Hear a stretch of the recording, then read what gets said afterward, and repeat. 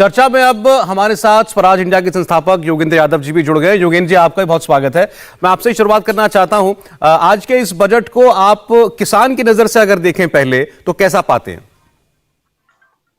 भाई सच कहूं तो मुझे तो लगा कि भारतीय जनता पार्टी किसानों से बदला ले रही है। ये सरकार जो किसान आंदोलन के सामने घुटने टेकने पे मजबूर हुई, अब इतनी तिलमिलाई हुई है कि किसानों से बदला ले रही है। अब आप देखिए, 90 मिनट के भाषण में हमारी वित्त मंत्री को 2-2.5 मिनट मिले किसानों के बारे में कुछ सरसरी सी बात करके आगे चली गई। चलिए, वो तो केवल डायलॉग की बात है। इस बजट में अगर कोई एक और केवल एकमात्र चीज होनी चाहिए थी तो वो थी डबलिंग ऑफ फार्मर्स इनकम। अब आप जानते हैं, मुझे आपको बताने की जरूरत नहीं है, आप भी पत्रकार हैं।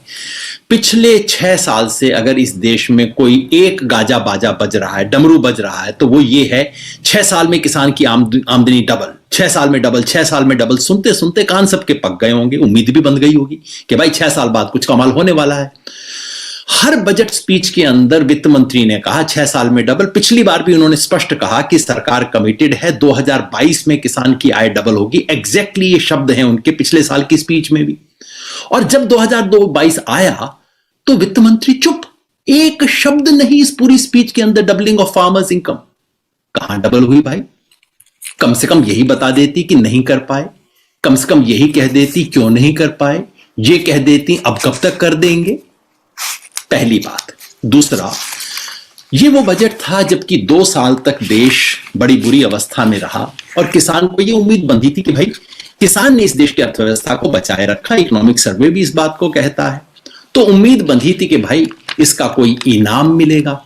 जो किसान सम्मान निधि है, निधि को बढ़ाया जाएगा, क्योंकि 6,000 रुपए की शुरू हुई थी, डेप्रिसिएशन और इन्फ्लेशन के चलते चलते अब 5,000 उसकी वैल्यू बच गई है, उसको बढ़ाया जाएगा। बढ़ाने का छोड़िए, वास्तव में कृषि क्षेत्र के अंदर एलोकेशन कम कर दिया।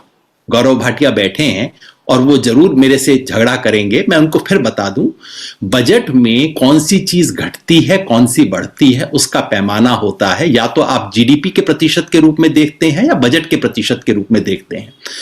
बजट के प्रतिशत के रूप में एग्रीकल्चर को पिछले साल 4.26% मिला था, जो कि इस बार घटाकर 3.86% कर दिया, 8.4% कर दिया गया। ठीक है। और ये छोटी बात नहीं है, इसमें इसका मतलब है कम से कम 16-17 हजार करोड़ रुपए का घाटा हुआ है रियल टर्म्स में फार्मर को। रूरल डेवलपमेंट पे 5.6% से घटा के 5.3% कर दिया गया है। जो प्राइम मिनिस्टर फसल बीमा योजना, उसमें कम कर दिया गया है। प्राइम मिनिस्टर सम्मान निधि का नोशनल बढ़ा है, लेकिन अगर आप इन्फ्लेशन के हिसाब से देखिए तो घटा है। ठीक है सर।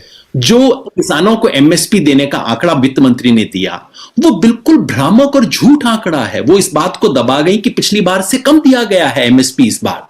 इस बात को वित्त मंत्री ने छुपा लिया।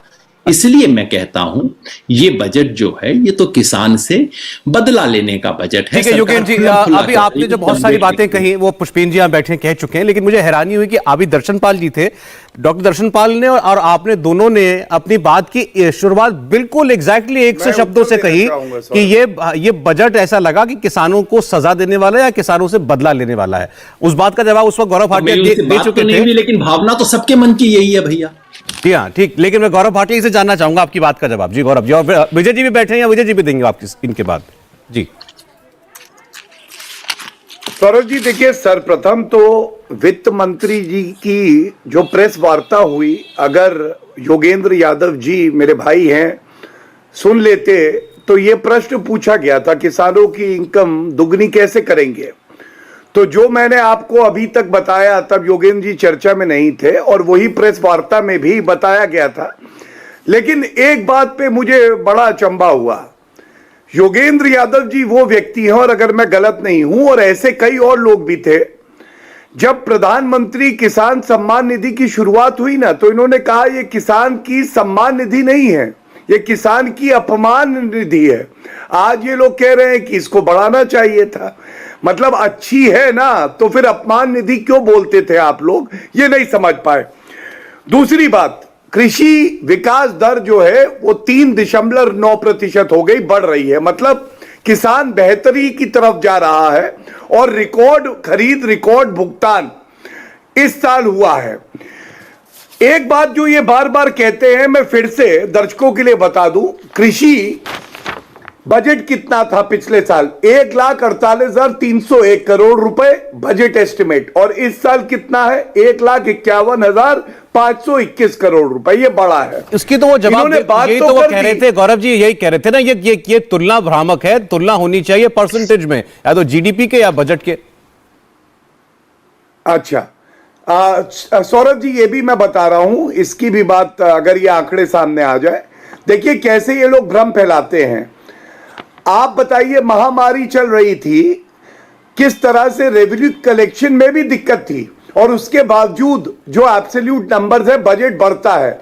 ये लोग ये नहीं देखेंगे कि महामारी में भी किसान परिवार का ध्यान रख रहे हैं प्रधानमंत्री जी। ठीक है। और एक ये बात समझिए, इन्होंने कहा जो बीमा योजना थी उसका बजट घट गया है।